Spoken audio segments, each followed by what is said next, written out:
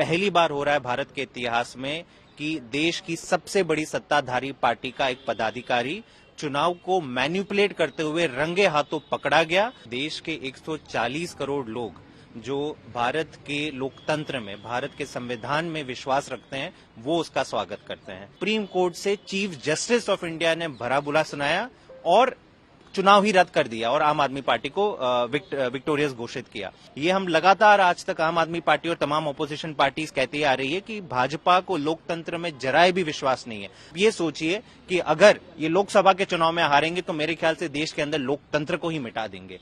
तो ये आज बहुत बड़ा फैसला है और हम उसका स्वागत करते हैं कि एक बार जब वोट डाल दिया जाता है, उसके बाद आप कभी भी खरीद फरोख्त अगर आप करते रहोगे तो आप जनता को बेवकूफ बना रहे हो। आप इससे सत्ता, ऐसी चीजें करने से आपको सत्ता नहीं मिलेगी। अगर वो चुनाव जीतते हैं तो वो उनको सत्ता में रहना है, लेकिन जब चुनाव हारते भी हैं तो सबके ऊपर पैसे फेंक देते हैं, एमएलए खरीद लेते हैं और फिर भी सत्ता में आने का उनको मोह बना रहता है। चंडीगढ़ चुनाव को लेकर जो एक ऐतिहासिक फैसला दिया है, उसका स्वागत न केवल आम आदमी पार्टी कर रही है, देश के 140 करोड़ लोग जो भारत के लोकतंत्र में, भारत के संविधान में विश्वास रखते हैं, वो उसका स्वागत करते हैं।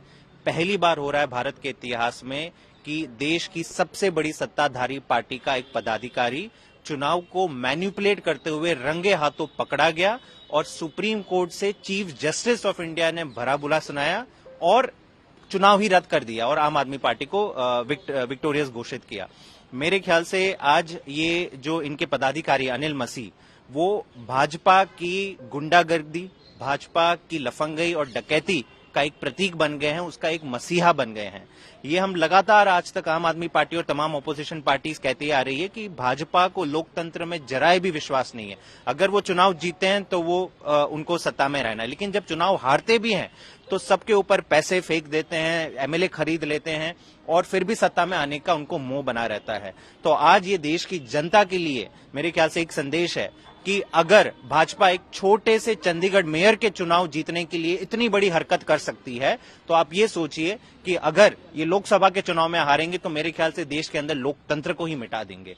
तो ये आज बहुत बड़ा फैसला है और हम उसका स्वागत करते हैं। सर, एक बड़ा सवाल ये भी खड़ा हो रहा है क्योंकि आम आदमी पार्टी के 3 पार्षद बीजेपी में शामिल हो गए हैं कि जो नंबर आंकड़ा है यानी कि 20 का, वो साबित हो पाएगा?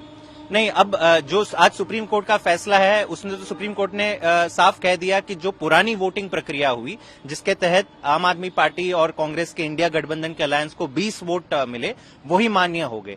उस दिन के बाद जो भी घटनाक्रम है वो मान्य नहीं होगा।